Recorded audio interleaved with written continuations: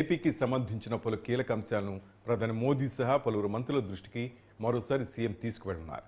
ఈ ఉదయం ఆయన ఢిల్లీకి బయలుదేరుతున్నారు. 2 రోజుల పాటు సాగిన ఈ పర్యటనలో రాష్ట్రానికి రావాల్సిన నిధులు సహా పోలవరం ప్రాజెక్టుపై కీలక చర్చలు జరగనున్నాయి.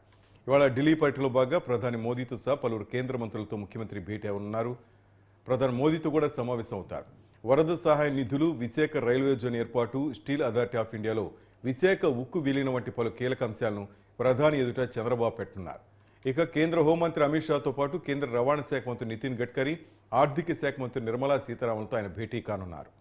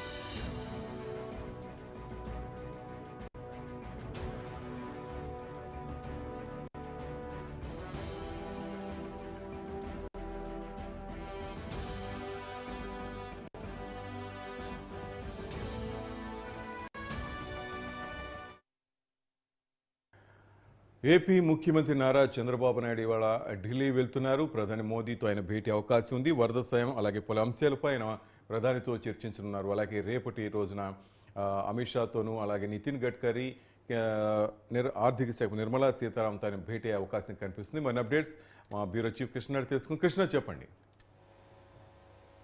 ఈ రోజు ముఖ్యమంత్రి చంద్రబాబు నాయుడు అయితే ఈ రోజు రేపు 2 రోజులు కూడా ఢిల్లీ పయనం అయితే వస్తున్నట్లయితే మనకి అధికారికంగా అయితే తెలుస్తుంది.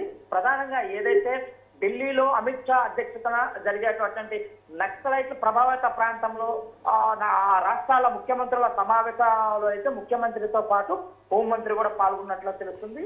ఏదైతే ఈ రోజు 4:30కి ప్రధాని నరేంద్ర మోడీని అయితే ఈ రోజు ముఖ్యమంత్రి కలవనున్నారు. ముఖ్యమంత్రి కలుస్తూ ఏదైతే ఆంధ్రప్రదేశ్ కి రావాల్సినటువంటి ప్రధానంగా ఆర్థిక పరమైన అంశాలపైన కూడా ప్రధానంగా చర్చించే అవకాశం ప్రధానంగా కల్పిస్తుంది.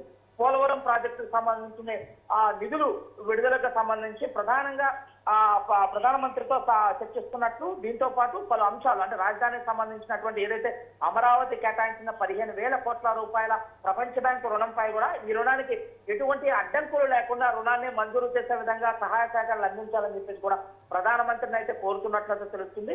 అదేవిధంగా రైల్వేకి సంబంధించి విశాఖపట్నం సంబంధించి రైల్వే ప్రాజెక్టు, రైల్వే డివిజన్ కి సంబంధించి దీంతో పాటు స్టైల్ ఇండియాలో విశాఖ స్టీల్ విలీనంపై దీనికి సంబంధించి కూడా ముఖ్యమంత్రి సమాలోచన ప్రధానితో చేస్తున్నట్లయితే మనకు ప్రధానంగా తెలుస్తుంది. అదేవిధంగా ఈ రోజు ప్రధానమంత్రి యొక్క పర్యటన ప్రధానమంత్రితో కలిసిన తర్వాత ఏదైతే రైల్వే శాఖ మంత్రి వైష్ణవ్తో కూడా ఈ రోజు అయితే ముఖ్యమంత్రి అయితే సమావేశం ఉన్నారు. ఏదైతే ప్రధానంగా రైల్వే ప్రాజెక్టులు అంటే ఆంధ్రప్రదేశ్ కి కేటాయించాల్సినటువంటి రైల్వే ప్రాజెక్టులకు సంబంధించి వాటిని కోరున్నట్లు తెలుస్తుంది. అదేవిధంగా ఏదైతే విశాఖపట్నంలో రైల్వే జోన్ ఏర్పాటు విషయంలో కూడా శంకుస్థాపనతో పాటు దానికి సంబంధించిన డేట్లు అవన్నీ ఖరారు విషయం కూడా వైష్ణవ్తో మాట్లాడే అవకాశం అయితే ప్రధానంగా తెలుస్తుంది.